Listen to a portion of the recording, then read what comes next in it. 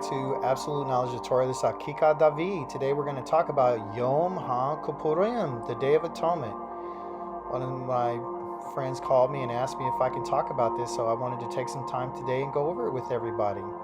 Buckle up, because here we go. Well, what is Yom HaKippurim? It's actually a feast.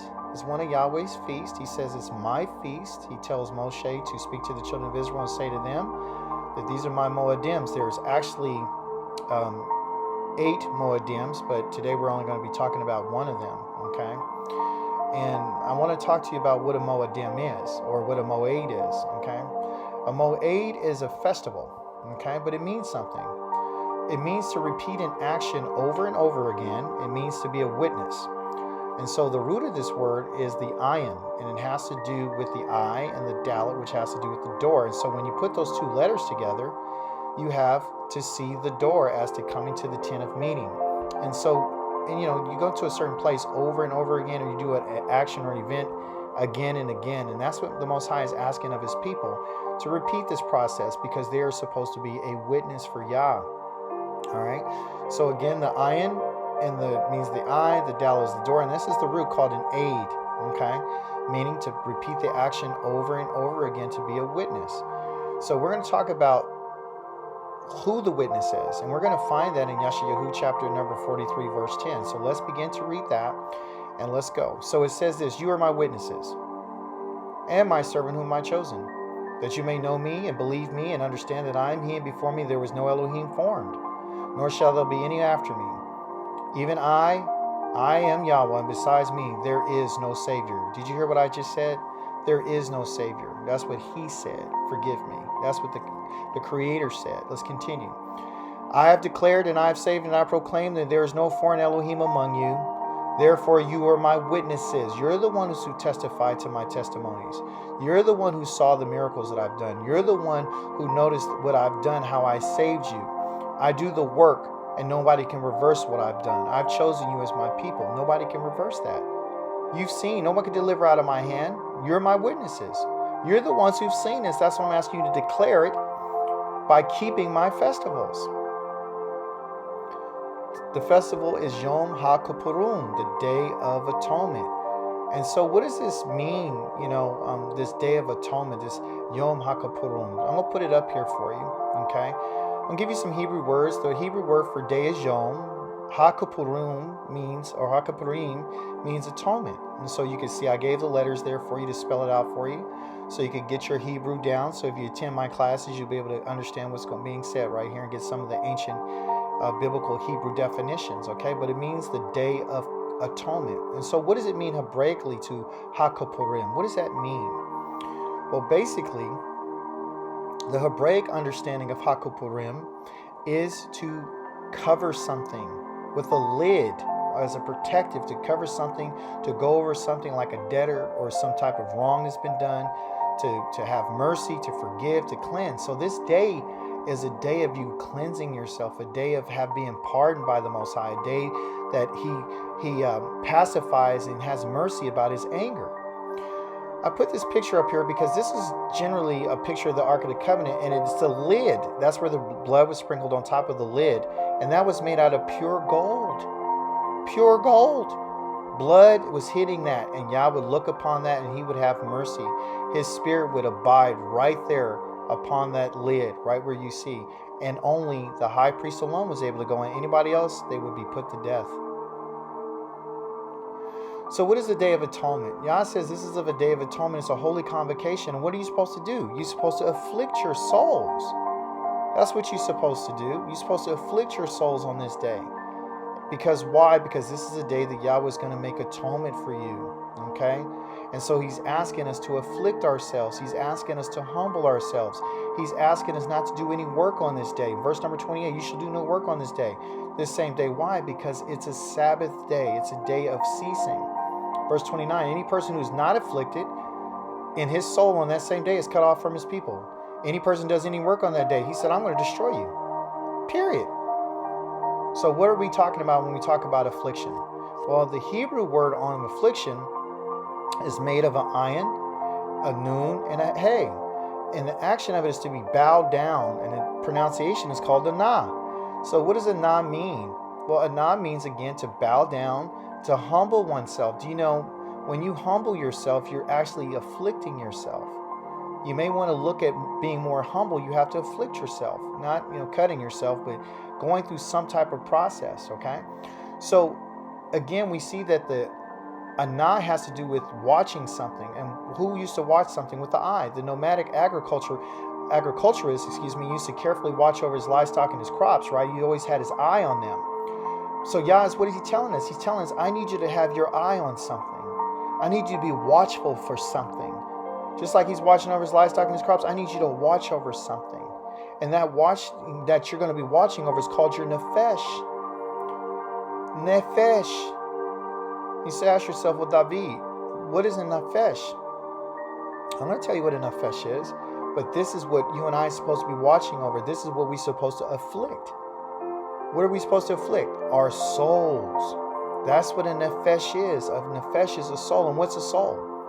A soul is something that needs to be refreshed. A person, a body, a breath, a mind. Yah's saying, I need you to take a break on this day. Not to refresh yourself in the sense of giving yourself something to eat, or giving taking a deep breath and all those things. But I need you to bow everything down to me, your whole entire person. Everything about you. The action is to refresh. So if the action is to refresh what? Your soul, your stomach, your life. Did you know in Hebrew that your stomach is your life?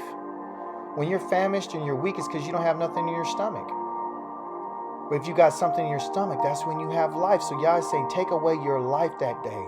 Empty your stomach for me as if you're going to die. Oh, praise the mighty Yah. So why do we commemorate or recall and show respect for this day? Why is this day so important? Why is it so important to the Most High? It's important to him because it was a day that he was going to destroy the house of Israel. And he wants us to keep his moedims. He wants us to keep his commandments. But I have an answer for you. It's really easy. It's an easy answer. It makes a lot of sense. There's more to it. But here's the easy answer. This is a command from the Holy One of Yisrael, the creator of the heavens and the earth, the king of the universe, the Ineffable One. What does it mean to be ineffable? It means that he's indescribable. He's too great to be described. You can't describe him. You can't. There's nothing you can say or nothing you could do. There's nothing you can paint. There's not an image that could be made of him. He's just that powerful. Brings me to my next question. What's the origin of this Moedim? Where did this come from? Why did the Most High ask the children of Israel to keep this day? What's the origin of it? What happened that he said, I need you to do this once a year on the 10th day of the 7th month? What happened? We're going to find that answer in the book of Exodus. And it's going to be in chapter number 32. Yahweh said to them that this is a day that I want you to keep because it was a sin. It was a great sin that they committed. It was the sin of the golden calf. Moshe said, look, I got to go and ask Yah to forgive you and to atone for this. But Yah says, guess what? He asked Yah, would you forgive him? If you don't forgive him, then blot me out of your book, which you have written. So they call that the book of life. And Yah had given the answer to them. He says, guess what? Don't worry about you trying to intercede for Israel. He's going to tell Moshe something that a lot of us don't want to hear. He told Moshe, he said, guess what? No one can be blotted out that has not sinned against me. And let me rephrase that. Anybody that sins against me is the one that's going to be blotted out. So some of the question we may ask is, how do you atone for my sin? Where do I atone for my sins? And who will atone for my sins and my transgression? Again, wisdom is the power to ask questions. So these are some questions that's always asked, but we're going to find those answers to this. And what we're going to talk about is in the book of Isaiah. It's in chapter number 27. And we're going to pull that slide up for you right quick. Yah has talked about the children of Israel going into exile. Okay? They're going to go into exile. And he says, and through their exile, I'm going to forgive them. I'm going to atone for their sins. We're going to look at verse number 8 and 9. This is what he says. He says, in the measure by sending it away, you contended with it. He removes it by the rough wind in the day when the east wind. Therefore, by Therefore, by this, the iniquity of Yaakov will be covered. What does it mean to be covered? The iniquity of Yaakov to be covered.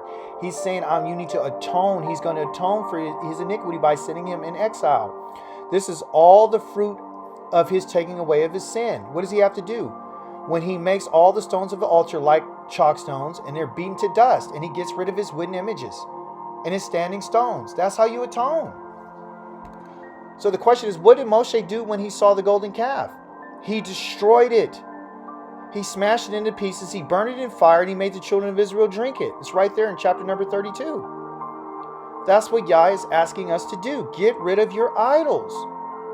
Destroy the pillars. Destroy the altars. Destroy the images. Destroy the mindsets that put Elohims above Yah. He told us there is no other Savior. No one. Period. So the question is, so what is all this about?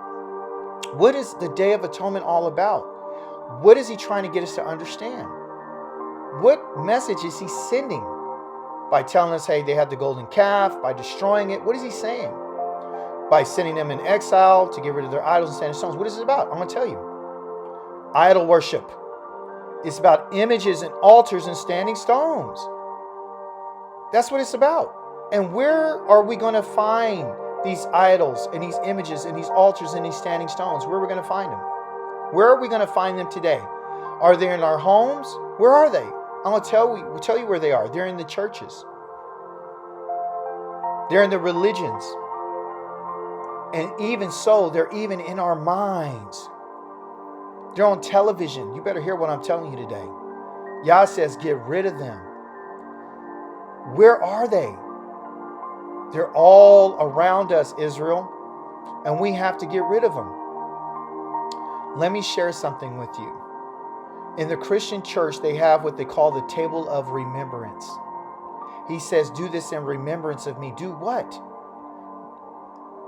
Eat my body and drink my blood. What? Eat my body and drink my blood in remembrance of me. That's the table that they tell you to go to. Is that idol worship? It is. How do we deal with this? We got to get rid of the false gods, which is Christ and his Father, the God of the Greek New Testament. We got to and humble ourselves by removing the desires from our body. And on this day, it's food and water for survival. We got to shema. We got to hear and obey the voice of Yahweh by honoring and commemorating this day that he saved us from utter destruction. But he will destroy us if we don't get rid of these idols. He'll destroy us if we don't atone. Humble yourself before the Most High. That's the message of the Day of Atonement. I want to say to you, shalom to all of you. I'd like for you to like, share, and subscribe.